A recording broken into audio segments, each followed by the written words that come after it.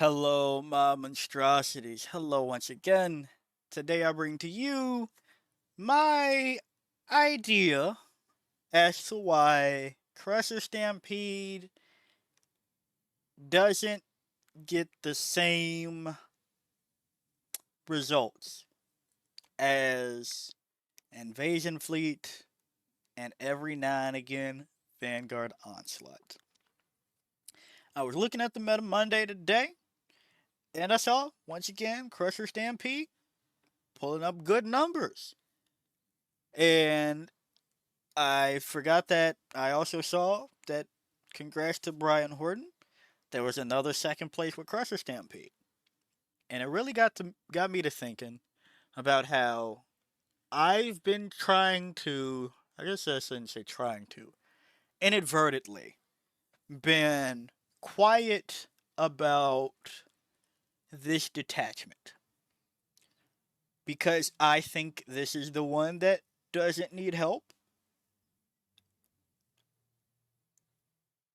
out of all of ours. I've made a video about Assimilation Swarm and Synaptic Nexus, and both of those ended up having good results after I made videos for them.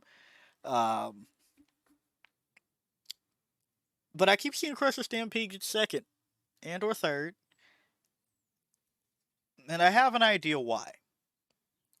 It's kind of how I feel about when I was making that Votan video, is that I think, or how I feel about Dread Mob still, that I think the tools are there, but it's both being over and under thought about. I see the pendulum swinging literally both ways. So I want to talk about why I think, or what I think, would push Crusher Stampede to be the best detachment we have over Invasion Fleet, kind of. Tied for Invasion Fleet. I do think Crusher is better than Vanguard, but I also will say I think Vanguard Onslaught is heavily being misplayed.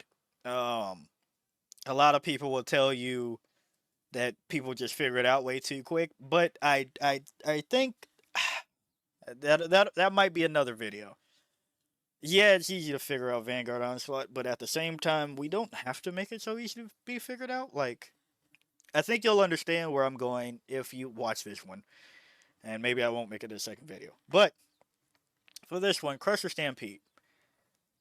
From the list that I keep seeing, we're adding more little units, little scoring units, than what we add to things like Invasion Fleet where they actually benefit from it.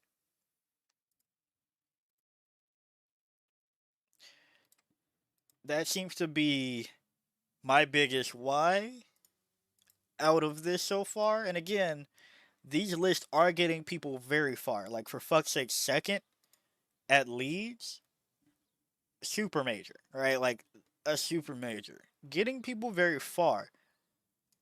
But I think people aren't having ways to deal with other people's army beyond scoring points. I know Tyranids this edition, we had a long time of just hoping we could score more points than the opponent before we eventually got wiped off the table and hope that they couldn't make those points up. But I don't think we have to do that anymore, especially with Crusher Stampede. Funny enough, funny enough, that Crusher Stampede also has something that we're seeing is doing wonders for Gene Stealer Cult, which is objective control game. So before I get into that, let's go back to Crusher Stampede and what I think would be better for some of these lists to drive it home. And I think it's what Sam Pope is doing this entire edition. I think if you combine both of his lists, you'd have a great Crusher Stampede list. In Synaptic Nexus, he's been bringing Norns, and before the update to Crusher Stampede, he was bringing Unending Swarm with Tervagon. If we want to be bringing these amount of little bugs, I think we bring the big bug that goes with them. If you're going to be bringing 20 Termagants, and where is it on here? I don't think this Sam Pope list had it. Oh, it did. But Sam was even bringing Turvy and some Termagants and Invasion Fleet. And I think if you're going to be doing Crusher Stampede, I think it's fine to do it now again. Why? Well, here's a funny little thing. I don't think it's the greatest thing, but a funny thing. So keep this in mind. I'm not saying this is the best, but it's better than the worst. Turvagon, as you can see, I tried this video before. So that's where I left off. But Turvagon, character, 5 OC. The detachment, at starting strength, another 2. Ominous presence, 15 points admittedly, but you'll find that you probably can get some points if you reduce the amount of chaff. Another 3. So plus 5 OC to an unwounded Turvagon, that's 10 OC. That's only 5 off from having a Norn on an objective, which would bring them up to 15 OC. Okay? You're also Turvagon, so you want your Termagants near you. They are battle line. They have 2 OC each. You can just hold objectives. This is the one that you send into the middle objective. Turvagon and some Termagants hold the middle objective. Now, Norn Emissary, 15 OC. Now, mind you, you don't need the +1 to hit until later when the damage happens, and then +1 to wound, same thing. You go Synaptic Nexus, gives them -1 AP. I tell you my same feelings that you have a 4-up invulnerable save. What the fuck does it matter? You do that, but in Crusher Stampede, in the fight phase, you have a alternate Maleceptor, because I also want to highlight you can now buy a Maleceptor. For this entire edition, they've been kind of MIA because everybody was bringing triple Maleceptor in the list. Let's see if this one has it. Double Maleceptor, close enough. Because we were like, yeah, Maleceptors and Exocrines. That's how we do it. Exocrine, Exocrine. Technically, I think I heard GW pronounce it Exocrine, so I was like, I guess I should fix how I say Exocrine. But yeah. So you can buy those now. I don't know if they're on the GW store, but for $10 more, I've seen them on eBay. Once again, shout out to the scalpers. That's sarcasm, by the way. I'm not pro scalping, but there you go. So you see, people are dropping Maleceptors. I think you can just drop Maleceptors. I think you just straight up drop Maleceptor. The Norn Emissary would do whatever you wanted the Maleceptor to do, while having a Feel No Pain. Whoops. A Feel No Pain, and a Feel No Pain against mortal wounds, and higher OC. And possibly -1 to hit in the fight phase. Well, I say possibly, if you feel that people have invested enough resources to try to stab your Norn Emissary to death, -1 to hit. And if they fail the battle shock test, -1 to wound. On a T11, 2-up save, 4-up invuln, 16 wound monster. That can score you a lot of points if you put these on the outer objectives that are in terrain for something like sabotage, maybe cleanse. They can even score you assassinate fairly decently. They can help you on the way because they have a precision attack. Whatever you need, the Norn Emissary can kind of do it for you. I still don't love the point cost, but that's my feelings on there. And Turvagon, back to that earlier. Put that on the middle. Put that on the middle. And then once they finally get your Norn or your Turvagon off, and I should mention, I'm still loving how many Tyrannifexes I'm seeing. Do I love triple? I don't love it, but double, at least double. You want to hit critical mass the same way, kind of with the Great Unclean ones, where if people don't have something that'll take it off in 1 or 2 turns, they won't bother shooting it. If you just avoid the shit, you'll avoid shooting it. That's how Norn Emissary goes too. You'll see people won't bother trying to kill the damn thing. I say the damn thing, I love that fucking thing. They won't try to kill her. or him, however you feel about your Northern emissary, your lovely little bug. But they won't try to get rid of it because they can't. And then once they do, use your fucking stratagems. Nobody's using the fucking stratagems every time I'm watching Crusher Stampede in action. Use the shit. Auto explode. That's D6 fucking wounds. People probably put a lot of stuff to get you up into it. Now, mind you, there is the chance that you roll 1 CP for 1 mortal wound. That is definitely possible. But it is better than just doing it your damn self without realizing it and it backfiring at a time that you didn't want it to. If people have a lot of things on a point, you might as well use the CP. Let's go back to this list, right? Because I've seen it a lot that people are using Swarm Lord and Hive Tyrant. Maybe not together, but of course, almost every Tyranid list is bringing at least a Hive Tyrant. That's a lot of CP that you're saving and generating. And we know that every turn you are trying to put something through a wall because we can do that now. That's fine. But now you're just stockpiling CP for the reroll that you maybe needed, like one time. That again, you probably used a free one to do Untrammeled Ferocity, and then you used your one from Swarm Lord to reroll the CP or redraw a mission. That also nobody's doing that either. But use the rest. Tank shock something. If you know that your Norn Emissary isn't the best fighter, roll 66 and possibly get some mortal wounds in there. I'm also not seeing swarm guided salvos, which is something that I thought we would see more of. Now, mind you, we're not seeing the Neuro Tyrant and the Zoanthrope block into mini Crusher Stampede list. I think that's fine. I thought it would be better. But at the same time, people aren't bringing things to actually get rid of things that I think you should be doing. If you're bringing a Hive Tyrant for Assault, Lethals, and a free stratagem per turn, you might as well bring the bring the think tank, as it has lovingly been called, so that you can put them through a wall with their pitiful 6-inch movement, but you have assault because you're going next to the Hive Tyrant and lethal hits. Sorry, 5-inch movement. It's even worse. 6 inches the Neuro Tyrant. Alright? You're doing that. Now, I'm not advocating for them to be in these lists like I am for Turvagon and especially the Norn Emissary.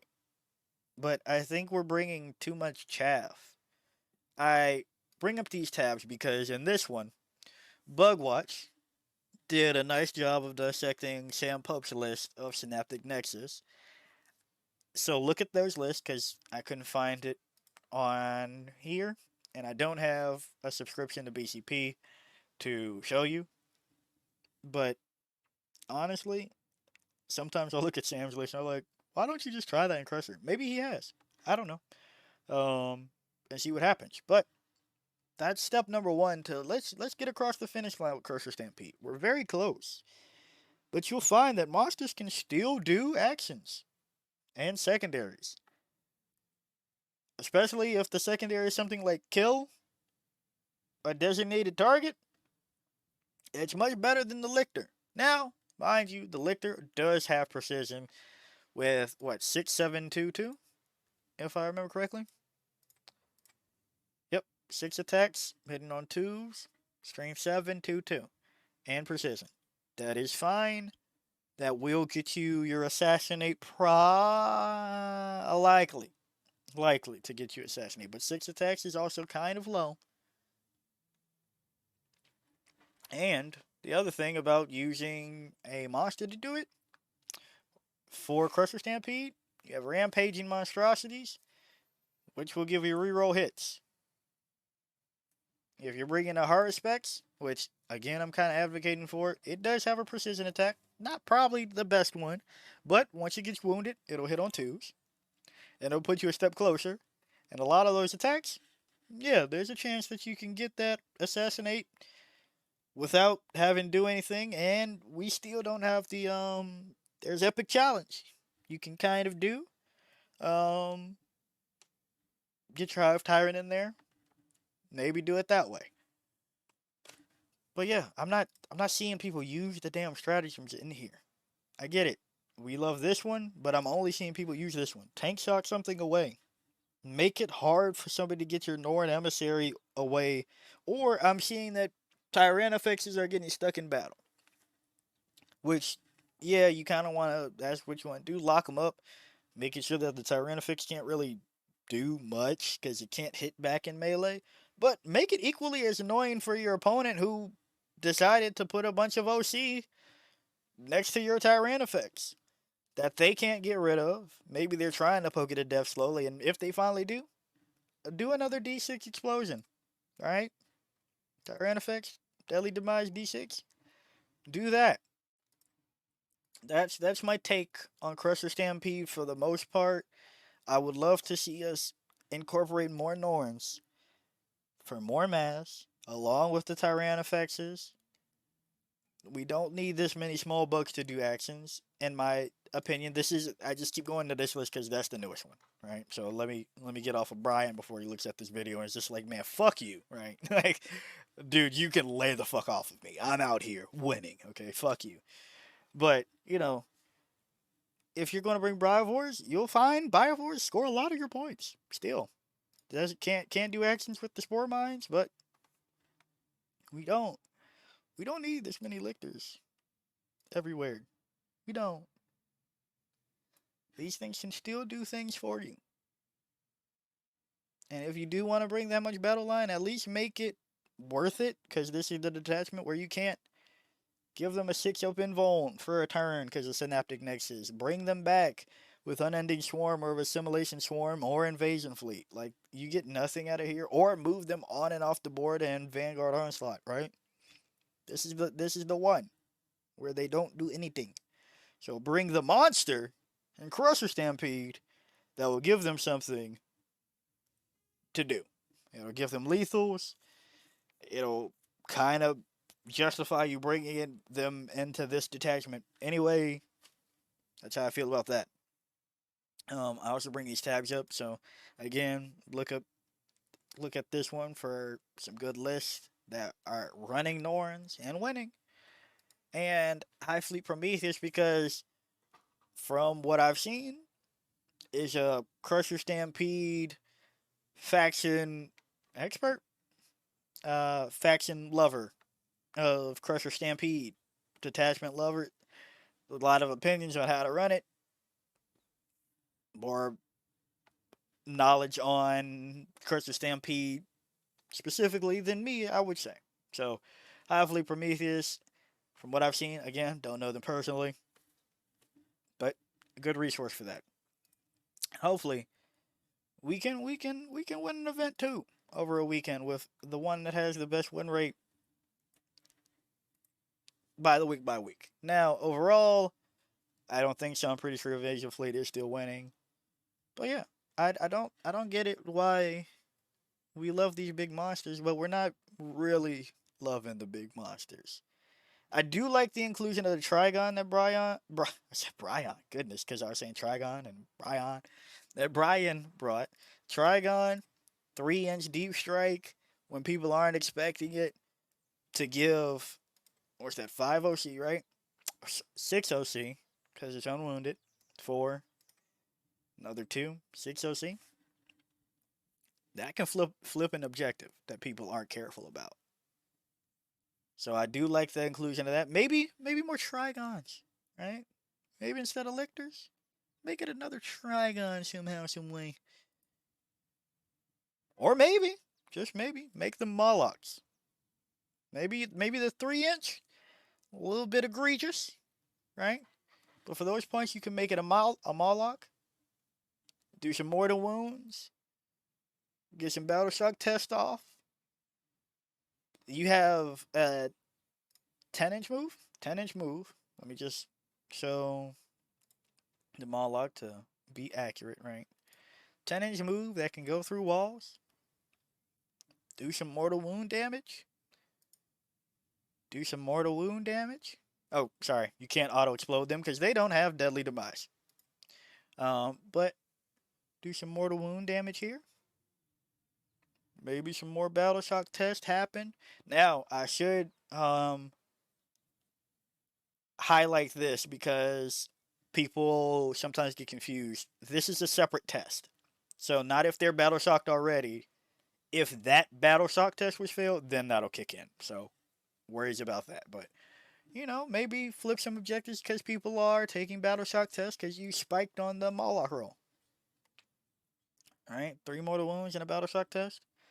Flip some objectives, make it so that they aren't scoring points too. Now you can't bring them and go back down underground like you can in Vanguard Onslaught, but I think it's better than the fucking lictors that we're bringing. Sorry, that's my high. That's another hot take about this whole thing. So Brian, if you see this video, I'm so sorry. I apologize. You were just right here. I could have clicked anybody else's, right? But yeah, Nathan. Sorry, Nathan. This isn't personal to you either, but that's that. Check out High Fleet Prometheus. Again, don't know them, but they had a lot of coverage on Crusher Stampede. Check out. You're already probably watching Bug Watch if you're looking at this video, but check out this one.